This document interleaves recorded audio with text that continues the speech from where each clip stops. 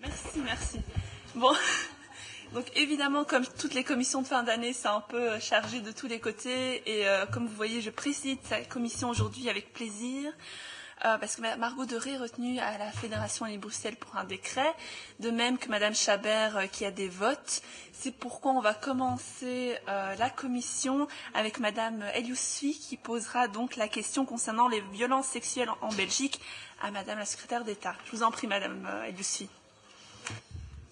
Voilà, merci Madame la Présidente, Madame la secrétaire d'État, chers collègues. Un sondage réalisé par Amnesty International et SOS Viol questionnant des femmes et des hommes sur le viol et les violences sexuelles en Belgique a fait récemment couler beaucoup d'encre. Les violences sexuelles étudiées dans le cadre de ce sondage concernaient autant les demandes répétées et insistantes à un caractère sexuel que le fait d'imposer des relations sexuelles à son ou sa partenaire, le viol, etc. Je vais vous épargner évidemment la présentation complète des résultats. Néanmoins, il me semble important d'épingler certains chiffres. Selon ce sondage, près d'une personne sur deux en Belgique a été victime de violences sexuelles, dont la moitié avant 19 ans. Et une femme sur 5 a été victime de viol. Par ailleurs, 23% des femmes sondées disent avoir été forcées à un moment ou à un autre d'avoir des relations sexuelles avec leur partenaire. Des chiffres dramatiques, vous en conviendrez, d'autant plus quand on sait que très peu de femmes victimes portent plainte pour des faits de violences sexuelles et que seuls 14% des femmes qui portent plainte éprouvent la satisfaction de l'avoir fait. Pourquoi les victimes ne portent-elles pas plainte? La réponse du sondage est claire, par crainte de ne pas être crues et parce que l'accueil de la police n'est pas considéré comme optimal. Le sondage réalisé par Amnesty International et SOS Viol montre également que les personnes âgées entre 15 et 24 ans sont les plus touchées par les violences sexuelles et que leur perception de la sexualité de manière générale pose question. On découvre ainsi qu'un tiers des jeunes interrogés pensent qu'il est normal d'insister pour avoir des rapports sexuels et qu'on ne peut pas parler de viol si une personne ne dit pas explicitement non. Un jeune homme sur 5 pense qu'il ne peut être accusé de viol par son ou sa partenaire s'il a imposé une relation sexuelle. 20% d'entre eux pensent même que les femmes aiment être forcées et que la violence est sexuellement excitante pour elles. Ces constats illustrent bien toute la problématique des préjugés en la matière. Dans sa déclaration de politique générale, le gouvernement de la Fédération Wallonie-Bruxelles s'est engagé à poursuivre des campagnes de sensibilisation et de prévention au sujet de la violence dans les relations amoureuses des jeunes, de façon coordonnée en matière de lutte contre les violences à l'égard des femmes. Il organisera des assises des droits des femmes en vue d'élaborer un plan d'égalité en identifiant des mesures pour renforcer l'égalité entre les femmes et les hommes. De son côté, le gouvernement bruxellois affiche également des ambitions fortes en matière de lutte contre les violences. Madame la secrétaire d'État, j'en viens à mes questions. Pouvez-vous nous donner des précisions quant à la forme que prendra la collaboration avec les associations de terrain, comme Amnesty, mais aussi, surtout, les associations féministes de prévention et d'accompagnement des femmes victimes de violences, dans l'élaboration, surtout l'exécution d'un plan de lutte contre la violence faite aux femmes? Vous nous avez informé de la sortie d'un plan de lutte contre les violences faites aux femmes. Pouvez-vous nous communiquer un agenda? Pouvez-vous nous dresser les grandes lignes? Vous avez soutenu récemment la résolution visant à la mise en place d'un dispositif d'alerte pour les victimes de violences conjugales et intrafamiliales dans les pharmacies. Avez-vous reçu les résultats de l'étude menée par BPS pour l'opérationnalisation du dispositif? Avez-vous, vous et le vice-président, un agenda concernant sa future mise en œuvre? Enfin, avez-vous été associé au gouvernement de la Fédération Wallonie-Bruxelles pour les prochaines assises des droits des femmes destinées, entre autres, à identifier les mesures pour renforcer la réalisation de l'égalité entre femmes et hommes? La particularité de la situation en région bruxelloise sont-elles intégrées à ce plan? Je vous remercie, Madame la secrétaire d'État, d'avance pour vos réponses. Merci Madame Eliousfi. Madame la secrétaire d'État. Merci Madame la Présidente. Madame Eliousfi, je vous remercie pour votre question. C'est avec fierté que je peux vous annoncer que le premier plan bruxellois de lutte contre les violences faites aux femmes sera présenté au gouvernement la semaine prochaine. Un travail intense, de longue haleine, mené depuis plusieurs mois par mes conseillères et notamment sous la houlette de ma directrice en égalité des chances qui est à mes côtés. Je voulais vraiment la remercier aussi pour tout le travail qu'elle a mené brillamment durant tous ces mois. Et puis, Flou nous quittera, nous quittera temporairement pendant 3 mois parce qu'il est prévu qu'elle accouche le 1er août prochain. Donc voilà, toutes mes félicitations Flo et merci en tout cas pour tout le travail que tu as fait au sein du cabinet et aussi pour mener à bien les travaux au sein de la commission. Alors, un rôle important est confié à la société civile bruxelloise qui a non seulement contribué au contenu de ce plan, mais qui sera également étroitement impliquée lors de sa mise en œuvre et de son évolution. Pendant la phase de préparation du plan, une consultation intense de la société civile a été menée par mon cabinet de septembre 2019 à janvier 2020. Amnesty International fait bien entendu partie des associations qui ont été reçues. Les recommandations de ces associations ont fondé les mesures qui ont été ensuite proposées et discutées au sein des groupes de travail qui ont rassemblé tous les cabinets et administrations compétentes. En parallèle, le rapport alternatif rédigé par la coalition Ensemble contre la violence a également servi de précieuse source d'inspiration. Lors de l'exécution du plan pour plus d'un tiers des mesures prévues dans celui-ci, la société civile et le terrain sont mentionnés comme partenaires de la mise en œuvre de l'action. Nous renforcerons également la coopération via des subventions. Ainsi, dès l'approbation du plan, un appel à projet spécifique lancé en coopération avec IGWA Brussels sera lancé afin de soutenir des projets qui proposent de mettre en œuvre des priorités du plan d'action. Le budget pour cet appel à projet s'élève à 200 000 €. Lors de l'évaluation du plan, la société civile sera associée à 2 moments clés. En 2022, lors de l'évaluation à mi-parcours, et en 2024, lors de l'évaluation finale. Cette collaboration sera concrétisée via le Conseil bruxellois à l'égalité entre les femmes et les hommes. Et en ce qui concerne le timing du plan contre la violence envers les femmes, comme indiqué, le texte sera soumis au gouvernement donc le 16 juillet prochain. Une présentation publique du plan est prévue dès que les circonstances sanitaires nous le permettront. Concernant les grandes lignes du plan, je rappelle qu'il combine de manière inédite les différentes compétences de la région bruxelloise et identifie des mesures concrètes pour prévenir et combattre les violences dans chacune de ces compétences. La structure et la portée de ce plan sont donc fortement inspirées de celles de la Convention d'Istanbul, ce qui constitue la ligne directrice pour l'élaboration de politiques contre les violences pour tous les États membres du Conseil de l'Europe. Le plan comprend 56 actions réparties en 5 chapitres qui reflètent la structure de la Convention d'Istanbul, à savoir les politiques intégrées et collecte de données, la prévention, en ce compris la formation, l'information et la sensibilisation, la protection et le soutien, les poursuites et enfin la coopération régionale, nationale et internationale.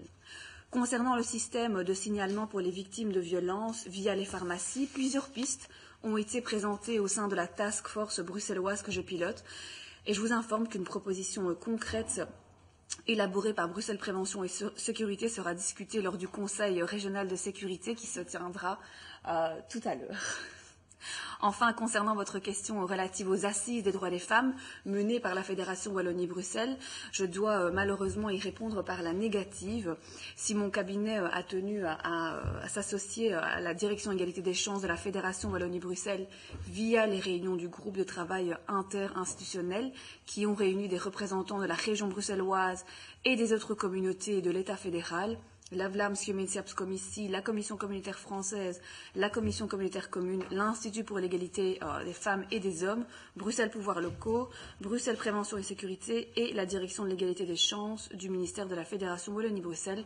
Force est de constater que nous n'avons pas été associés aux travaux de la Fédération Wallonie-Bruxelles. Je vous remercie. Merci Madame Benamou. Est-ce que Madame Yusfi a quelque chose à rajouter? Sachant que... Allez-y. Oui, merci Madame la Présidente. Je pense que par rapport à ce sujet, il était important de pouvoir, de remercier la secrétaire d'État déjà pour ses nombreuses réponses et surtout par rapport à, évidemment, ce que vous nous annoncez, tant au niveau de la présentation du plan, et donc ce sera un moment important aussi, je pense, au sein de cette commission de pouvoir... en temps rapide, de pouvoir en parler, d'avoir une présentation ici, évidemment, et je sais que vous le ferez. Et je pense qu'il y avait deux, trois choses importantes, à la fois par rapport au plan et notamment par rapport à la réalité à la fois du terrain et par rapport à la réalité des victimes et des chiffres. Ça, on sait très bien que les chiffres, généralement, ne correspondent malheureusement pas toujours à la réalité. Et je ne vais pas revenir sur la première ligne police et autres et la réalité des victimes dans ce domaine-là. On on en parle, et mes collègues, on en parle souvent ici, on dénonce souvent ça ici. Et je pense qu'il était important aussi, c'est vraiment ce travail avec la société civile. Et donc ça, franchement, par rapport à cette concertation, bravo. Je prends juste pour exemple, j'ai eu la chance d'être échevine de l'égalité des chances et d'avoir construit l'échevinat de l'égalité des chances à Forêt. Et notamment, ce qui avait été, notamment Amnesty International était un des acteurs qu'on avait invité et était content de participer. C'était une plateforme de lutte contre les violences intrafamiliales et vis-à-vis des femmes. Et donc là, ça a été vraiment un travail intense où tous les acteurs de terrain, notamment au niveau communal, ont été mis autour de la table pour justement parler de manière concrète. La police également. Donc on avait aussi intégré la police. Et je pense que ce travail-là est essentiel avec la société civile et les acteurs de terrain. Et je pense là, on vous félicite et on vous encourage, évidemment par rapport aux 50 actions, notamment en lien avec la Convention d'Istanbul. Et c'est vrai que par rapport à la Fédération Wallonie-Bruxelles notamment, et ça j'espère que les choses vont pouvoir se débloquer, parce que ce travail-là se fait de manière justement transversale et doit pouvoir traverser à la fois toutes les compétences et tous les niveaux de pouvoir et pouvoir intégrer tout le monde. Et là j'espère que les choses vont pouvoir se faire autrement et on aura l'occasion d'y revenir. Je vous remercie. Merci Madame Elusfi. Rapidement, Madame la Présidente, je pourrais très bien faire une présentation du plan une fois qu'il sera passé au sein du gouvernement semaine prochaine. Mais alors, pour la rentrée, à mon avis, ce sera peut-être plus opportun de le faire à ce moment-là. Je pense. Oui. Mais en tout cas, je pense qu'on attend avec impatience la présentation de ce plan et que ce sera un très beau début d'année parlementaire en septembre avec cette présentation. Merci pour vos réponses. Alors ici, donc la question suivante était celle de Madame Deré, donc forcément elle est déplacée à septembre. Ensuite, on a une autre question pour Madame Tracht. Mais Madame Tracht va arriver d'ici moins de 10 minutes normalement. Donc voilà, on va faire une petite interruption en attendant que la ministre arrive.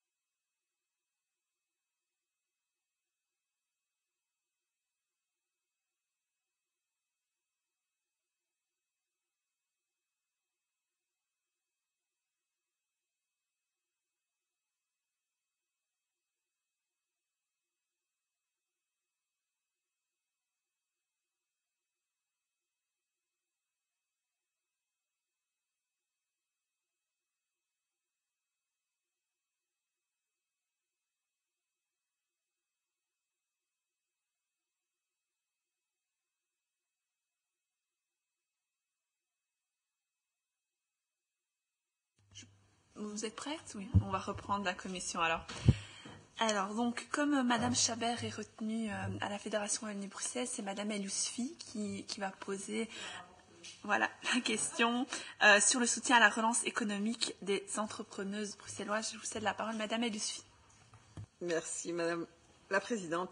Madame la Secrétaire d'État, depuis le début de la crise sanitaire, les associations ont alerté et n'ont eu de cesse de tirer la sonnette d'alarme jusqu'à demander des mesures ciblées sur les femmes. Et ce, pour 2 raisons essentielles parmi tant d'autres. Elles ont été en première ligne de la gestion de la crise par leurs emplois et le poids de la vie de famille alourdi par le confinement et ont subi plus les impacts de la crise au niveau financier et personnel, notamment au niveau santé physique et mentale. Une carte blanche du Conseil des femmes francophones de Belgique en a d'ailleurs dressé le bilan dans le soir du 12 juin jusqu'à réclamer de considérer les femmes comme un public spécifique. Hind Boulbayen, de son côté, éco-entrepreneuse bruxelloise, a également pris le micro ce 18 juin sur les ondes de la RTBF pour dénoncer, je cite, le plafond de béton qui étouffe les chefs d'entreprise depuis le début de la crise de Covid. Sans revenus, pas d'investissement possible en vue d'un redémarrage des activités et un refus de finances Bruxelles sans plus. Ces 4 dernières années, 98% des financements privés et publics auraient été dirigés vers l'actionnariat masculin. Pourquoi ? Parce que les décideurs du secteur bancaire, comme les business angels, sont majoritairement des hommes. En conséquence, seuls 2% des entrepreneuses se voient accorder des aides financières. On constate un décalage immense entre les résultats académiques, la valeur créée par les chefs d'entreprise et le soutien qui leur est offert. Pour mon groupe, la question de l'égalité est transversale et nécessite des mesures efficaces et pérennes. Dans le contexte de la crise Covid, pouvez-vous nous dire très brièvement quelles mesures ont été prises pour aider spécialement les femmes ? Pouvez-vous nous dire comment les solutions de financement ont été réparties entre les Bruxelloises et les Bruxellois qui créent de la valeur? À l'image de ce qui a été fait pour certains secteurs, des moyens supplémentaires ont-ils été déployés pour venir en aide aux entrepreneuses bruxelloises? Je vous remercie d'avance pour vos réponses. Merci Madame El Yousfi. Madame la Secrétaire d'État, je vous en prie. Je vous remercie Madame la Présidente et je vous remercie Madame El Yousfi, je remercie Madame Chabert pour sa question. C'est une question qui nous préoccupe tous et toutes. On a d'ailleurs eu l'occasion mercredi dernier en commission de l'économie de l'aborder déjà avec les collègues ici présentes. Mais donc dans le cadre de la crise sanitaire, une série de mesures urgentes de soutien aux entrepreneurs en général ont été adoptées pour répondre notamment à leurs besoins de liquidité. Parmi ces mesures figure la prime de 4 000 € et la prime de 2 000 € notamment, aussi soutien au secteur Horeca ou aux entrepreneurs en coopérative d'emploi ou encore le prêt proxy. Elles ne ciblaient pas ces mesures spécifiquement les femmes, mais s'adressaient donc à tous les entrepreneurs et toutes les entrepreneures en vue qu'ils et elles puissent passer le cap et redémarrer leur activité si jamais elle avait été interrompue dans les meilleures conditions au lendemain du confinement. En parallèle de ces mesures, Women in Business qui est la plateforme régionale de soutien à l'entrepreneuriat féminin, a continué bien sûr son travail de sensibilisation. La plateforme a ainsi créé des synergies avec les réseaux d'entrepreneurs en participant à de nombreux webinars en vue d'informer les femmes entrepreneurs sur les mesures de soutien régional liées au Covid-19 et de prendre le pouls des difficultés auxquelles elles faisaient face. Elle a en outre relayé toutes les initiatives, spécifiquement des initiatives de soutien organisées par les partenaires. Elle a mis en avant également des femmes chefs d'entreprise qui ont réussi à se réinventer pendant la crise, à organiser aussi des webinaires et puis des conférences par visioconférence pour se soutenir et s'entraider à l'occasion de la crise. Alors, une mesure nouvelle, c'est que pour identifier les besoins spécifiques des entrepreneurs bruxelloises et d'orienter les politiques, Women in Business réalisera dans les prochains mois une étude spécifique sur l'impact de la crise sur les femmes entrepreneurs. S'agissant de l'accès au financement, il est erroné de soutenir que seuls 2% des entrepreneurs se voient accorder les crédits qu'elles sollicitent. Selon les chiffres les plus récents dont nous disposons, qui sont issus du baromètre fédéral de l'entrepreneuriat féminin qui a été publié en mars 2018, ils enseignent que le pourcentage d'octroi des crédits sollicités par des femmes s'élève à 88%. Il est un peu plus élevé pour les hommes, puisque pour les hommes il atteint 92%. Donc ça c'est global, c'est fédéral. Mais s'agissant plus particulièrement des demandes de crédit introduites auprès de Finance Brussels, il faut relever que le nombre de dossiers financés par la maison mère de Finance Brussels portés par des femmes ou en équipe mixte s'élevait à 22% en 2019 et à 14% pour la partie de 2020 écoulée, donc jusqu'ici. Ces chiffres s'expliquent par le fait que le nombre de dossiers et de demandes de prêts introduits par les femmes ou une équipe mixte est nettement inférieur à celui des dossiers introduits par des hommes. À titre illustratif, au sein de Brussoc, qui est donc la filiale de Finance Brussels qui est consacrée au microcrédit, pour l'année 2019 et le premier semestre 2020, 69% des demandes de crédit ont été introduites par des hommes. Donc les femmes introduisent proportionnellement moins de demandes de crédit, mais lorsqu'elles le font, elles obtiennent plus souvent le crédit sollicité que les hommes. Les dossiers introduits par des femmes sont en effet financés par Brussoc dans 84% des cas, alors que le taux n'est que de 53% pour les hommes. Donc il y a un meilleur taux d'acceptation des dossiers introduits par des femmes, qui peut s'expliquer par la qualité des projets, la motivation et l'engagement des demandeurs ou des femmes qui sollicitent ces crédits. Donc on a quand même une statistique qui est encourageante dès lors que les femmes introduisent un dossier, mais cette statistique nous montre aussi à quel point il est important d'encourager les femmes à introduire, à entreprendre, à introduire des dossiers. C'est un petit peu le constat que nous faisions ensemble lorsqu'on s'était vus à cette commission-ci, qu'on avait parlé de l'importance des rôles modèles féminins notamment, ou de l'enseignement, de l'esprit d'entreprendre, du goût d'entreprendre, ou des sciences et des technologies aux femmes, pour faire en sorte qu'elles en viennent plus souvent à elles-mêmes aussi introduire des dossiers. Voilà les éléments que je peux vous apporter aujourd'hui, Madame Eliusfi, à la question de Madame Chabert. Merci Madame la secrétaire d'État. Madame Eliusfi. Très rapidement, je remercie la secrétaire d'État pour ses réponses. Et pour être un peu... pour schématiser un petit peu, je pense que par rapport aux femmes, justement, c'est une compétence, et on voit bien au niveau égalité hommes-femmes, très transversale. Et je pense que l'étude que pourra faire Women in Bruxelles va être importante par rapport aux actions, je pense, qui pourront être faites, parce que je pense qu'à un moment donné, autant il y a des choses qui se font qu'on doit, quand il s'agit de femmes, pouvoir passer à un moment donné plus rapidement de la sensibilisation à l'action. Et donc, je pense que cette étude va être importante pour pouvoir un petit peu cibler le type d'action qui va pouvoir se faire pour pouvoir un peu plus, que ce soit en termes d'accompagnement, que ce soit en termes pour faire en sorte que plus de femmes puissent y accéder. Et je pense par rapport au rôle modèle, donc je pense aussi à travers les médias, à travers, je veux dire, tous ces outils-là qui pourront mettre un peu plus en avant ces rôles modèles. Et je pense que là, cette étude-là sera intéressante à avoir au moment où elle pourra être faite, et donc qu'elle soit relayée à la Commission. Il pourra faire certainement un sujet aussi de débat, justement par rapport vraiment aux pistes d'action concrètes, justement pour faire en sorte que plus de femmes puissent entreprendre et être soutenues dans ce cadre-là, mais je pense aussi par rapport aux places qu'elles pourraient un peu plus prendre dans les lieux de décision. C'est un sujet sur lequel on revient très souvent. Merci Madame Eliusfi. Rien à dire. En tout cas, merci d'être venu répondre à cette question dans cette commission. Et je vous encourage à encourager vos collègues à faire de même. Voilà, donc on attend Monsieur Marron maintenant, qui est tout prêt. Oui, voilà. Donc dans 5 minutes, on pourra faire la dernière audition du dernier membre du gouvernement qu'on accueillera pour ce début de législature.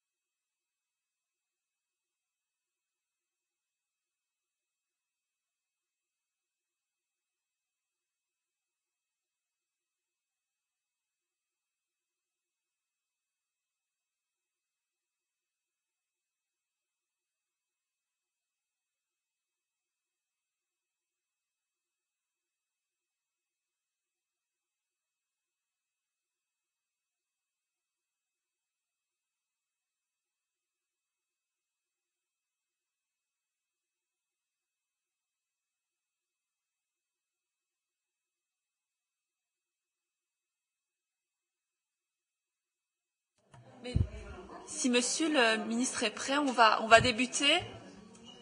Hein? Ah d'accord.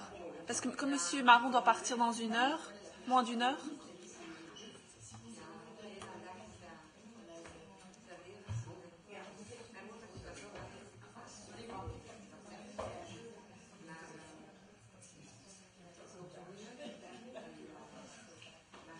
C'est bon? Okay. C'est juste que quand je reçois le texte, je vais en donner un à la traduction. Ah d'accord. Mais du coup... Sinon, ils sont pas. il est un peu perdu. Donc on attend. On peut y aller. Hein. On peut y aller, hein. Oui, on peut y aller. D'accord, on peut y aller. Madame Teltobo, Madame Zemouri? Ouais. Ok, voilà. Madame Tar, Madame Stopes, on va commencer? Voilà. Parce que monsieur Marron a quelque chose à 12h30, donc on doit accélérer le tempo. Voilà, je ne vais pas dévoiler les communications de monsieur Marron. Ce sera à suivre sur Twitter. La conférence de presse du gouvernement sur le plan de relance. Voilà. C'est pas très secret. Voilà. Tout le monde sera au courant. Mais donc voilà, je vous cède la parole. Donc vous êtes le dernier membre du gouvernement à venir nous exposer votre travail concernant l'égalité des chances et les droits des femmes. Donc je vous en prie, monsieur le ministre. Merci beaucoup, Madame la Présidente. Bonjour à toutes, en fait. Oui. Et oui. Bonjour à toutes. Oui, c'est ça, John est parti. Peut-être a-t-il eu peur. Je ne sais pas. Et donc, merci pour votre invitation. C'est bien de pouvoir faire le point sur un sujet comme celui-ci, dans le cadre d'une commission thématique et transversale, puisque, bon, évidemment, si vous êtes ici, vous en êtes convaincus, l'égalité de genre et de chance constitue par essence un des socles de la démocratie. La société ne peut pas se déployer équitablement pour chacune et chacun si on ne mène pas des politiques proactives en la matière. L'équité ne vient pas comme ça et les effets délétères du patriarcat sur les femmes, mais aussi sur les hommes, sont malheureusement encore toujours bien ancrés en 2020. Je ne pense pas que l'autorégulation puisse suffire sur ces thèmes-là et nous devons agir pour corriger les biais et les inégalités dont souffrent essentiellement, évidemment, les femmes si on parle d'égalité hommes-femmes. Nos politiques en la matière doivent donc être transversales et se retrouver dans toutes nos compétences, y compris celles auxquelles on ne penserait pas de prime abord. Les constats aussi, vous les connaissez, on a déjà eu l'occasion d'en discuter dans plusieurs commissions, notamment sociales santé, mais pas seulement. Plus de 86% des familles monoparentales sont constituées par des femmes. Le taux de risque de pauvreté, le taux de dépendance financière est plus important chez les femmes bruxelloises que chez les hommes. Et bien que les femmes vivent en moyenne plus longtemps que les hommes, les femmes ne vivent pas plus longtemps en bonne santé et passent une plus grande partie de leur vie donc en mauvaise santé. Enfin, et on l'a vu pendant le confinement, et j'y reviendrai, la violence intrafamiliale et conjugale est un fléau qui touche plus que majoritairement les femmes, plus que vraiment très majoritairement les femmes, avec ou sans enfants. Plus concrètement, je vais vous exposer aujourd'hui quelques actions phares qui sont liées à mes compétences régionales et aussi dans la thématique sociale santé. Je reste à votre disposition pour en relever plus exhaustif si besoin. Il est évident que je peux revenir au sein de la commission sur des thématiques particulières si vous le souhaitez. J'entends tout d'abord mener une politique de gender mainstreaming dans mes compétences en région, en COCOM et en COCOF. Des textes juridiques existent comme le gender test, le test égalité des chances, le gender budgeting, mais on doit les faire vivre et les rendre compréhensibles, faire en sorte qu'on y adhère pour que ça fonctionne réellement, tant au niveau des cabinets que des administrations, et ça doit passer par des formations. Rien de neuf, mais on doit continuer dans cette direction. Pour ce faire, j'ai par exemple décidé de doter mon cabinet d'une référente genre, Julie Papazoglou, et de former mes collaborateurs au gender budgeting. Une première formation a eu lieu en juin, mais j'entends poursuivre celle-ci car c'est un travail de longue haleine et il ne suffit pas de classer les AB par code genré ou neutre pour permettre d'avoir une vue claire sur les biais éventuels genrés dans nos politiques. On doit récolter des statistiques genrées, les analyser et voir également l'impact des politiques menées par la suite. Dans le cadre des compétences sociales santé, au niveau des familles monoparentales, je vous ai déjà exposé une série de mesures dans le cadre du plan de relance et de redéploiement à ce sujet. On va en reparler à l'occasion de cette conférence de presse de 12h30 d'ailleurs, et également de manière plus structurelle. Par exemple, dans le cadre du futur plan social santé intégré, qui verra le jour le printemps prochain, mais dont le travail commence à la rentrée, on intégrera un axe transversal genre, ainsi qu'un axe relatif aux familles monoparentales. Concernant les initiatives spécifiques à l'égard des familles monoparentales, on soutient un projet, vous le savez, la maison parents solo, mais je plaide, et j'ai déjà eu l'occasion de le dire en commission, pour que chaque point de contact, chaque service de première ligne, tous les services de première ligne, puissent répondre aux questions de ces familles monoparentales. Tous les services doivent être des points de contact pour les familles monoparentales, ne doivent pas toutes se rendre à Forêt. Il faudrait donc que, quel que soit le service auquel s'adressent ces familles, un accueil, une écoute et une information de qualité leur soient octroyés. Du reste, c'est déjà bien souvent le cas, évidemment. Beaucoup de personnes qui se rendent dans les services sociaux sont déjà des femmes et des familles monoparentales, puisque je l'ai dit, elles sont plus exposées que les autres aux risques sociaux et de pauvreté. Je rappelle que la COCOM développe déjà une politique d'aide aux personnes structurelles, je viens d'en parler, des dispositifs visant à lutter contre la pauvreté et la privation matérielle dont souffrent de nombreux enfants de familles monoparentales précarisées. Dans ce cadre, la COCOM a agréé 15 centres d'aide aux personnes, dont un donc, qui s'adresse spécifiquement aux familles monoparentales, le projet Parents Solo, et puis des projets, initiatives à destination des familles que la COCOM soutient par le biais de subventions facultatives. Concernant les femmes sans abri, les hommes restent majoritaires dans la population sans abri, 59,1%, contre 22,4% de femmes, le reste étant composé de mineurs, de personnes transgenres ou de personnes indéterminées. Toutefois, le nombre absolu de femmes sans abri ou mal logées est en augmentation. On a eu l'occasion d'en parler déjà à nombreuses reprises aussi en commission sociale santé. Madame Teiteboom m'interroge régulièrement sur cette question. Par exemple, 778 en 2016, 939 en 2018. C'est donc une augmentation importante. Parmi les dimensions à renforcer et à soutenir, celle des spécificités du public féminin est évidemment cruciale. Comme j'ai déjà eu l'occasion de le dire, cette augmentation est préoccupante et questionne différents volets. L'effectivité des mécanismes de prévention des violences faites aux femmes, puisqu'une des causes du mal logement ou de la rue est parfois la violence conjugale. L'effectivité des mesures de prévention de la perte de logement et des expulsions. La disponibilité et l'adéquation des dispositifs d'accueil et d'accompagnement des femmes de jour comme de nuit, lorsqu'elles se retrouvent à la rue. Au niveau de l'offre de services ou projets destinés à aider les femmes en errance, les femmes sont accueillies dans différents types de structures relevant de la COCOF et de la COCOM, au sein du secteur de l'aide aux personnes sans abri, dont certaines ne sont pas spécifiquement destinées aux femmes. Concernant l'accueil de nuit, la capacité d'accueil d'urgence spécifiquement réservée aux femmes et familles avec enfants est de 320 lits toute l'année. Certaines maisons d'accueil ont pour public cible les femmes sans abri avec ou sans enfants. Parmi les maisons d'accueil agréées par la COCOF, 11 des 16 accueillent des femmes et enfants pour un total de 375 lits. Parmi les institutions agréées par la COCOM, 3 des 7 maisons d'accueil accueillent spécifiquement ce public avec un total de 79 lits. Bovendien richten alle actoren in de sector van de dakloze hulp zich ook tot vrouwen. Het betreft 10 dagcentra. Het betreft de 10 dagcentra, de 11 operatoren voor thuisbegeleiding, de 3 operatoren voor straathoekwerk en 4 housing first operatoren. Wat deze laatsten betreft, zullen de kredieten voor 2020 het mogelijk maken om hun begeleidingscapaciteit te verdubbelen, met name voor vrouwen die met meerdere problemen kampen, zoals langdurige dakloosheid, geestelijke gezondheidsproblemen enzovoort. In 2021 zullen 45 extra plaatsen worden gecreëerd in opvangcentra voor vrouwelijke slachtoffers van geweld en hun kinderen.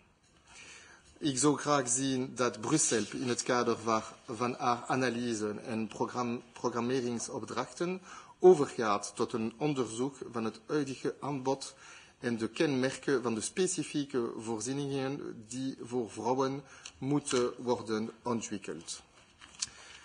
Dans le cadre de la crise Covid, le New SAMU Social a mis en place un dispositif exclusivement destiné aux femmes. 100 femmes sont ainsi accueillies dans des bâtiments mis à disposition par le Parlement européen, que je tiens à remercier parce qu'il a mis d'initiative ces places à disposition. Le dispositif est toujours en cours, mais à ce stade, l'évaluation du New SAMU Social est positive et cette expérimentation pourrait donner lieu à une pérennisation d'un lieu de ce type.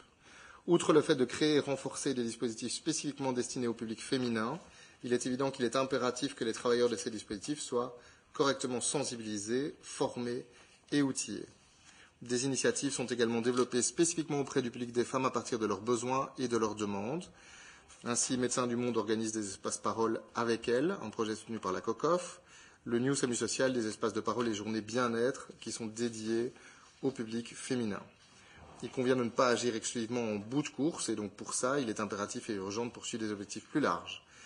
Comme, et donc là vous verrez que c'est beaucoup plus large, mais ce Parlement a déjà travaillé sur ces questions aussi et continue à y travailler, parvenir à l'automatisation des droits sociaux afin de lutter contre le problème du non-accès aux droits sociaux, développer les dispositifs de prévention de la perte de logement et des expulsions, développer l'accès prioritaire à certains types de logements publics pour les personnes sans abri, évaluer constamment au regard des besoins objectivés l'offre d'accueil des sans-abri tout au long de l'année et à chaque moment de la journée et le cas échéant de l'adapter, de renforcer la politique d'insertion et la politique de sortie de rue qui doivent devenir les axes centraux de la politique d'aide aux sans-abri.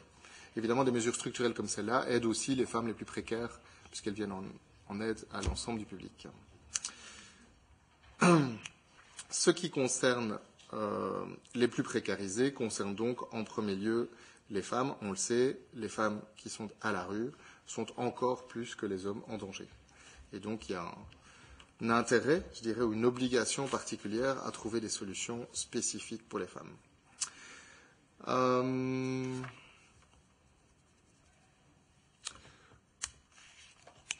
Je vous ai parlé... Oui, alors il y a un certain nombre de mesures aussi qui dépendent plus du gouvernement fédéral, sur lesquelles le Parlement bruxellois s'est souvent positionné aussi.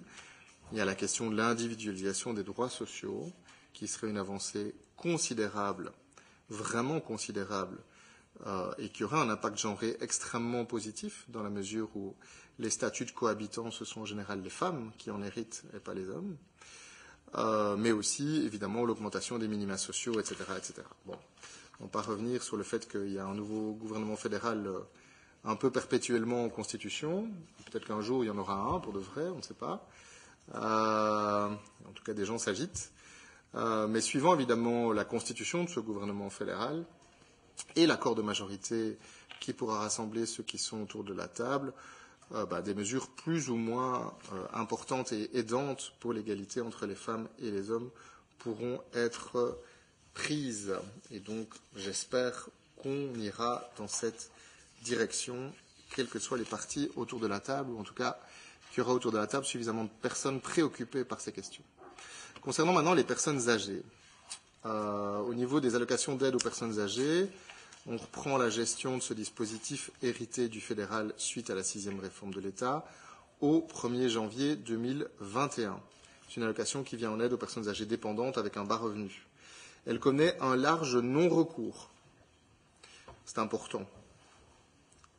C'est d'autant plus important qu'on sait que les femmes ont des pensions plus faibles que les hommes et vivent plus longtemps. Il y a donc un intérêt vraiment genré à ce qu'on arrive à diminuer le non-recours et à améliorer l'accès aux droits de cette mesure. C'est une priorité pour nous et on va faire le maximum pour le fait que nous récupérions la compétence, soit une opportunité pour améliorer l'accès à ce droit pour tout le monde, mais donc aussi évidemment pour les femmes. Juste à titre d'exemple, un homme qui a travaillé toute sa carrière en tant que salarié va toucher en moyenne 1 500 € de pension, tandis qu'une femme sera à 918 € de pension, d'après les chiffres du SPF Pension. Donc évidemment, ces dispositifs d'aide personnes âgées petits revenus vont encore plus spécifiquement toucher les femmes. On veut donc faciliter l'accès de manière à ce que les femmes puissent en bénéficier en rendant les procédures plus rapides et plus efficaces.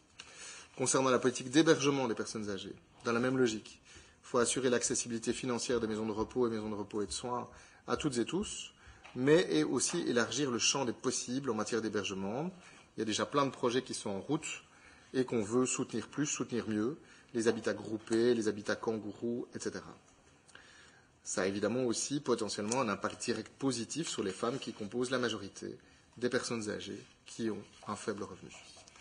C'est pourquoi, en augmentant la qualité de la prise en charge en maison de repos, notamment via la reconversion de l'IMR en l'IMRS, ce qui augmente en fait l'accompagnement des personnes en maison de repos, mais aussi, et qui est en cours, que nous avons décidé de faire, mais aussi en créant d'autres formes d'hébergement de qualité et en renforçant les services d'aide à domicile agréés, et donc en présentant un niveau de qualité suffisant pour un prix encadré, on défend une politique qui tient compte de la réalité des femmes dans le public des personnes âgées.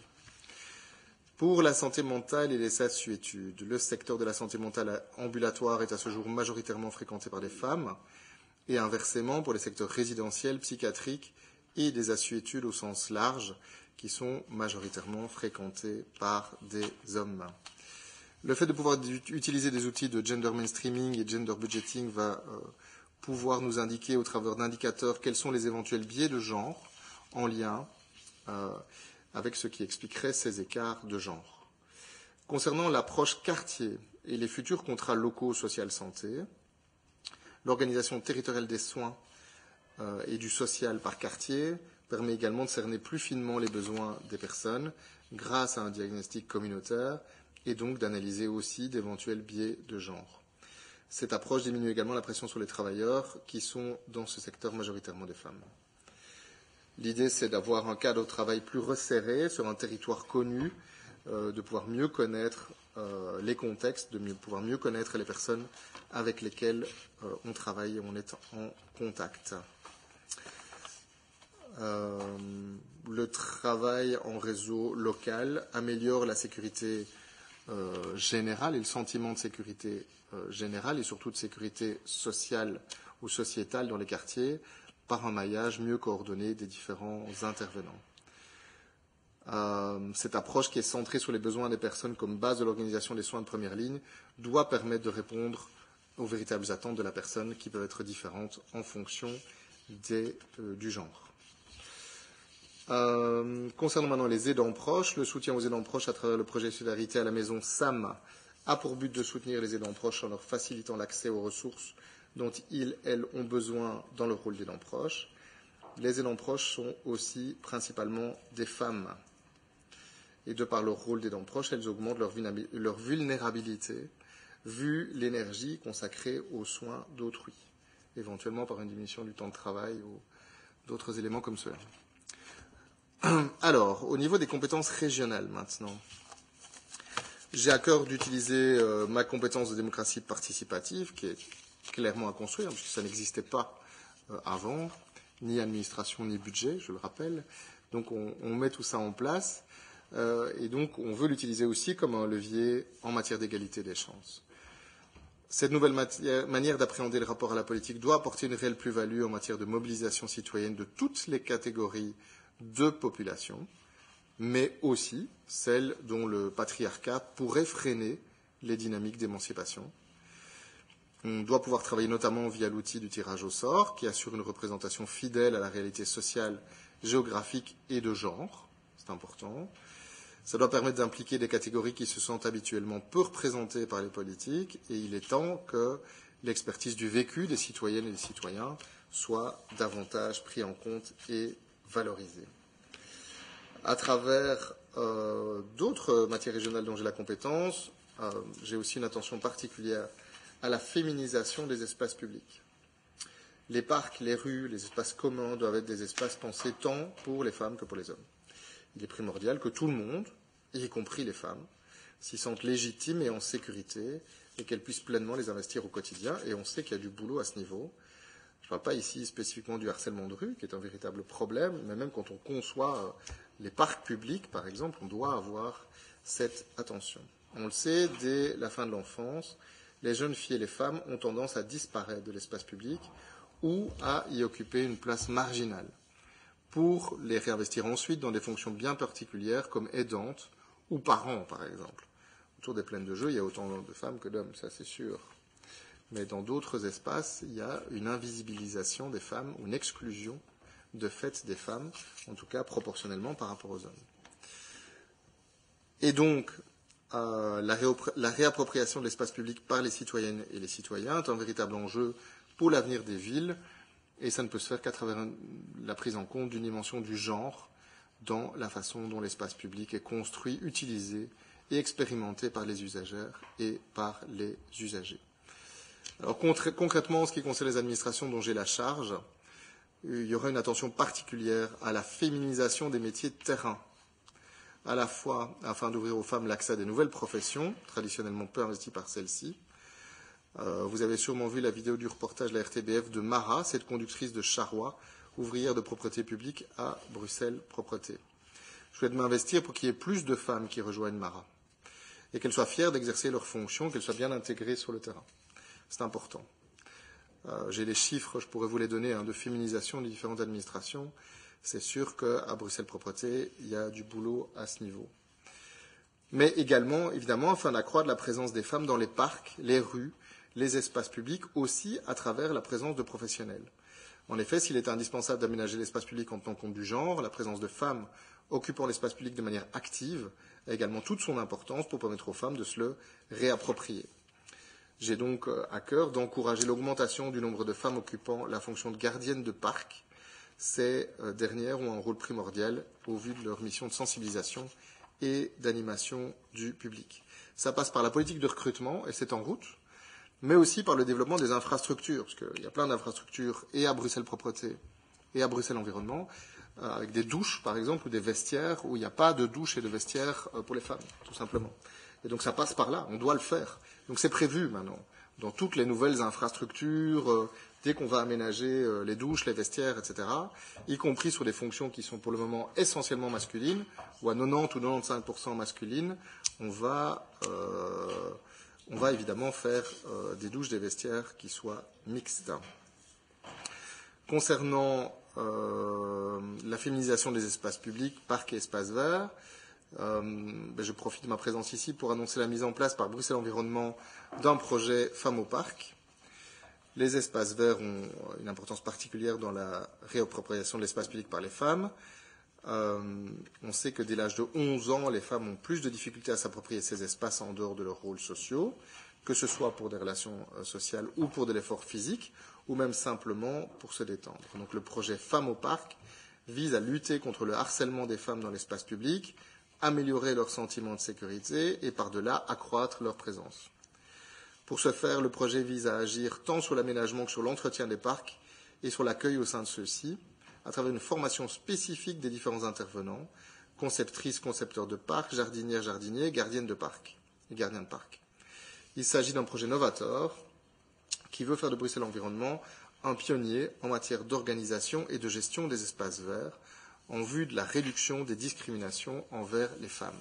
Il comprend donc 5 volets: formation des gardiens et gardiens de parcs, sur les notions de genre, les stéréotypes, le concept de marche exploratoire, les outils concrets pour leur travail quotidien, 5 marches exploratoires dans un parc sélectionné, observation de terrain avec des vrais objectifs de modification du parc ou de la gestion du parc, la formation des gestionnaires et des concepteurs et conceptrices du parc sélectionné, afin qu'ils reçoivent des recommandations concrètes, la promotion et le soutien d'une activité non mixte dans le même parc, par exemple une activité sportive entre femmes afin de créer une réelle réflexion et de multiplier ces expériences par la suite. Et puis aussi sont prévues des formations en autodéfense physique et verbale pour les gardiennes de parc afin de leur donner des outils pour être à l'aise dans leur quotidien. Elles sont encore peu nombreuses, si vous voyez les gardiennes et gardiens de parc de BE dans les parcs, quand vous avez l'occasion de vous y rendre, essentiellement ça reste très très masculin, donc il y a un véritable effort à faire.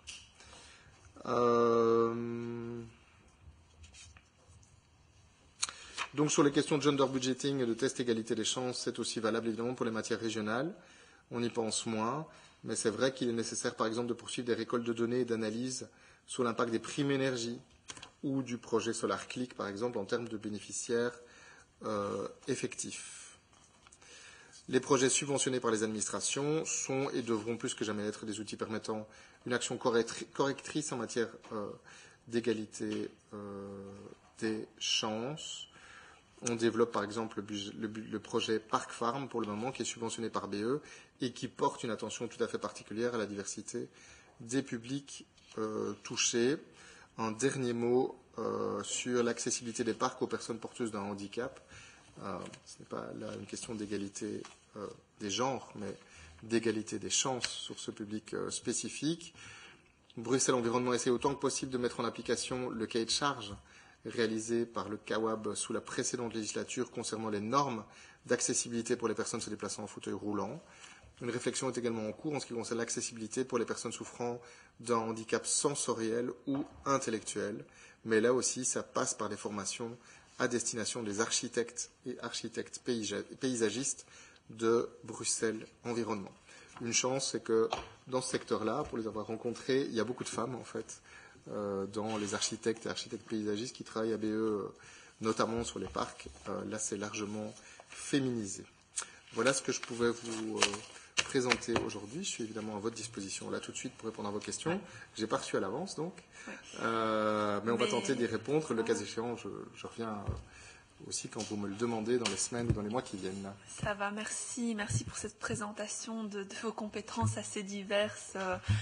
Mais évidemment, sur chaque point, il y a une question de genre qui peut s'appliquer. Donc, on va commencer à faire un tour de questions. Je ne sais pas.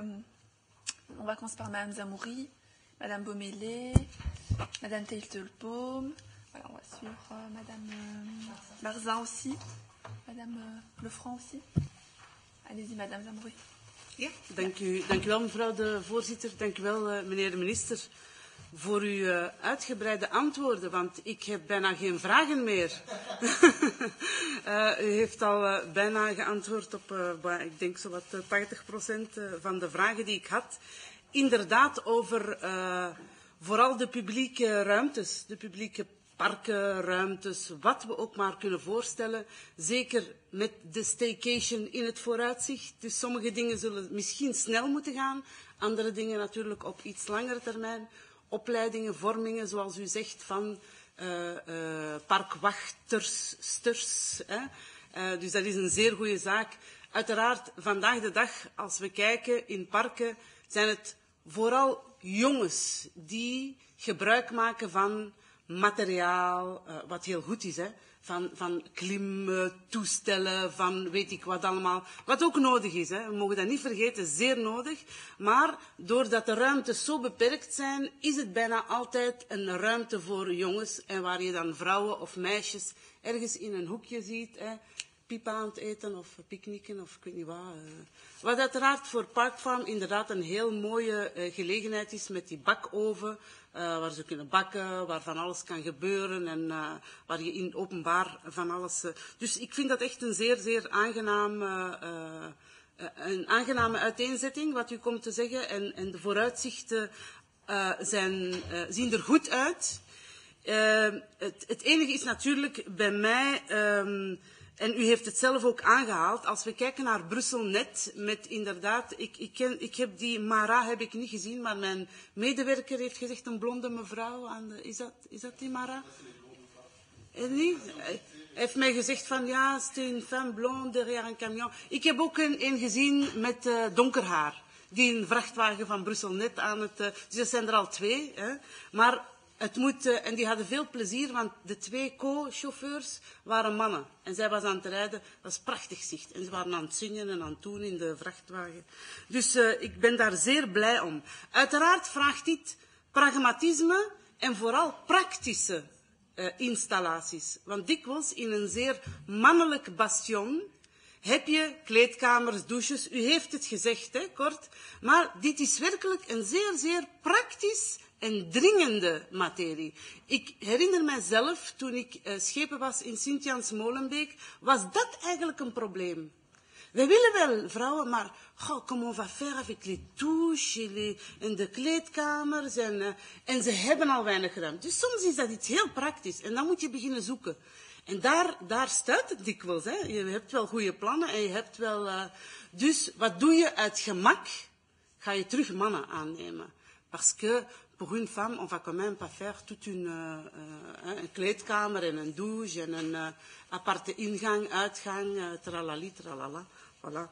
Dus ik denk dat we echt wel zeer pragmatisch moeten zijn en zeggen van oké, de koe bij de horens, hoe gaan we dat... Want anders is dat een vicieuze cirkel. De reden dat de parkwachters jongens mannen zijn, is natuurlijk omdat ze dikwijls ook met jongens mannen de meeste uitdagingen hebben. Laat mij het zo zeggen. Dus ik denk dat pragmatische dat een zeer belangrijk punt is. Nu, uiteraard, Brusselnet is meer dan alleen maar chauffeur van de vrachtwagen. Hè. Brusselnet is een hele administratie, is een hele boîte. Hè? Want dikwijls kijken we enkel naar de externe personen die we op straat zien. Maar wat met de directies? Wat met de grote de directie-generaal, ik weet niet wat allemaal, al hun medewerkers. Hoe zit het daar met de diversiteit, vervrouwelijking binnen die niveaus? Dikwijls is dat ook een mannenbastion. Dus dat denk ik wel dat het belangrijk is. Daar zou ik graag een antwoord over willen hebben. Of wat u daarvoor ziet binnen de aanwervingen. Dat geldt eveneens bij Leefmilieu Brussel, hè, waarin, daar denk ik, misschien zitten er iets meer vrouwen, maar ik heb totaal geen idee. En op welke niveaus allemaal? Want dikwijls, als we het hebben over vrouwen of gelijkheid van vrouwen of mensen van een andere origine, ik neem dat altijd samen. Ik vind, we moeten niet alleen vrouwen of alleen dit, we moeten echt alles bij elkaar nemen. Anders moeten we weer een plan gaan uitdokteren voor dit en voor dat en voor zus en voor zo. En ook in de parken, meneer de minister. Ik denk in een gewest waarin zoveel mensen ouder, we hebben een heel grote bevolking van ouder wordende mensen, die ook graag in het park gaan. Daar is niks, of bijna niks, voor oudere mensen. Ik heb ooit het privilege gehad om naar Spanje te gaan in een park dicht bij een museum.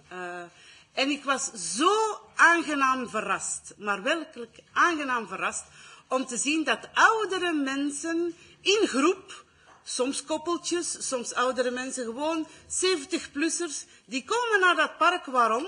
Omdat daar aan die bankjes hebben ze zo van die wieltjes geplaatst. En ze kunnen zo babbelen, rakketaketak. Je weet in Spanje hoe dat gaat. Hè? En die zitten ondertussen te trappen met hun voeten aan een wiel. En dan zag je een andere man zo... Het is allemaal heel dicht, een concept dat heel dicht op elkaar stond. Dan zag je een persoon zo draaien met een wiel om zijn armspieren dan te oefenen. En ondertussen was hij aan het babbelen, hè, met Janineken of met... dus die was aan het verder babbelen. Juste comme monsieur le ministre doit partir. Excusez. Si on, maar ik geef allemaal suggesties, hè, mevrouw de... Oui, mais je pense que il a dit qu'il reviendra avec plaisir et qu'on peut lui adresser des questions. Mais juste, les autres collègues souhaitent aussi poser des questions. Absoluut. Maar dat is interessant voor iedereen. Oui, je sais, mais elles aussi, des questions sûrement très intéressantes. Donc peut-être pour que ce soit pas frustrant, on peut organiser un peu les choses si vous voulez, parce que c'est que dans 15 minutes je dois partir. Donc, ok, dan stop ik. Si chacune doit poser des questions et moi répondre, ça n'ira pas. Oui, on va aller loin. Alors, donc, moi, je n'ai pas de problème du tout à revenir pour que... Et revenir sur le débat. Je propose qu'on a... C'est comme vous voulez, moi je suis à votre disposition. Qu'on fasse toutes les interventions des questions précises maintenant, et que si c'est nécessaire l'année prochaine, on vous réinvite, mais pouvoir clôturer les membres du gouvernement cette année quand même avant les vacances. Oké, mevrouw, ik ga meneer de minister... C'est juste que dans 15 minutes, je dois vraiment partir. Okay. Donc voilà, c'est embêtant. Je suis désolé, cette conférence de presse n'était pas prévue. C'est pas moi qui en ai fixé le moment. Voilà, je suis vraiment désolé, au sens propre, mais... Bon, het gaat voor mij over het aantal vrouwen in de verschillende niveaus, in uw competenties. Hè? Dat wil ik weten. En dan die projet Femme au Parc. U heeft het wat uitgelegd, maar ik ga ervan uit dat dat iets is wat heel breed is. Ik vind dat natuurlijk een heel fijn project, maar om dat nog eens te concretiseren vanaf wanneer dat ingaat. Ja. Merci Madame Zembri. Je passe à Madame Bomele. Merci Madame la Vice-présidente. Merci Monsieur le Ministre. Vous avez été très complet par rapport à par rapport à ces informations. Mais j'avais quelques questions à vous poser. Vous avez dit tout à l'heure que vous soutenez les parents, l'ASBL, les parents solos. Je voulais savoir dans quelle mesure concrètement vous faites ce soutien et quelles ont été les subventions attribuées à cette ASBL. Comment multiplier ce système d'ASBL qui sont réellement un point de relais important pour les familles monoparentales qui peuvent se retrouver, discuter ensemble, ce qui ne peut pas être permis dans les centres sociaux ces centres sont destinés à un public plus vaste. Donc je vous remercie vraiment l'attention que vous portez par rapport aux familles monoparentales, de plus en plus nombreuses à Bruxelles et qui souffrent énormément.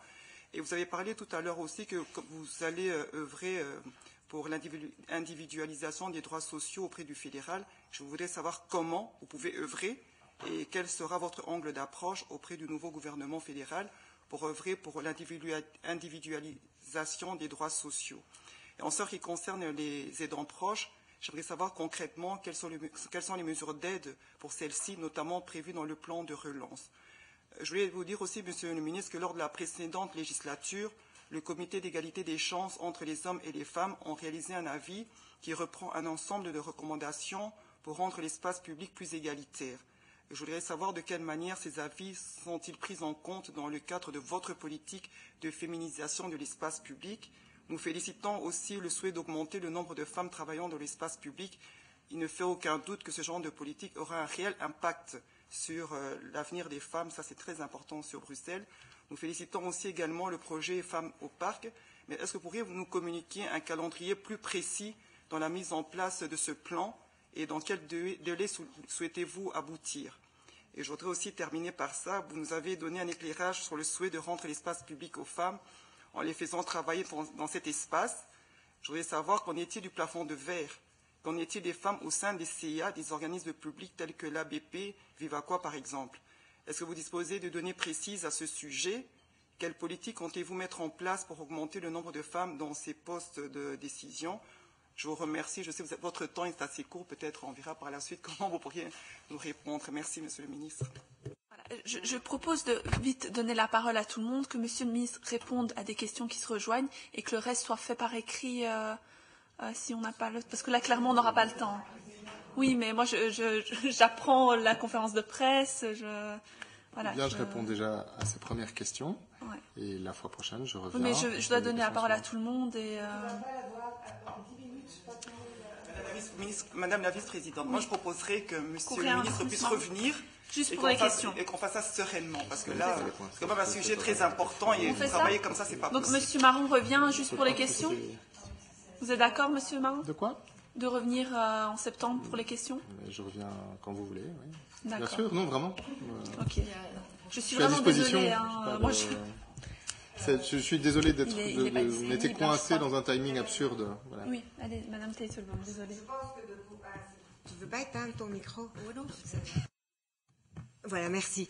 Je pense qu'effectivement, pour qu'on puisse avoir un échange serein, parce que sinon tout le monde doit carburer à travers son intervention, il reste 8 minutes, je ne vois pas comment tout le monde pourra... Il n'y a pas une urgence planétaire par rapport à ce débat. Je pense qu'on peut le tenir... Oui, enfin, il y a planétaire... sociétal, mais pas planétaire, voilà. Ce que je veux dire, c'est qu'on peut avoir ce débat à la rentrée et sereinement, plutôt que de galoper maintenant. Moi, je veux bien intervenir, hein, mais voilà, pour mes collègues, c'est un peu vache.